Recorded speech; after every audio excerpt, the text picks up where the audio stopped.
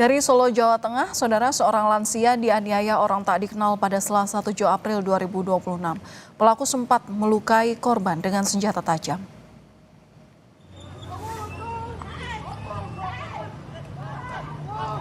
Dalam rekaman video yang viral di media sosial, lansia tersebut dianiaya dengan menggunakan senjata tajam. Bahkan terduga pelaku juga sempat terlihat mengacungkan senjata tajam.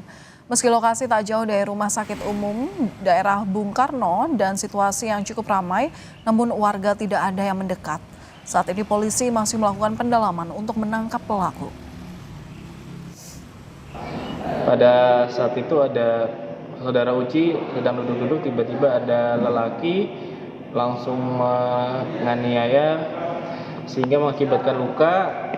Dari motif awal yang diduga adalah ada hubungan cekcok sebelumnya sehingga ada motif pribadi antar pribadi masing-masing.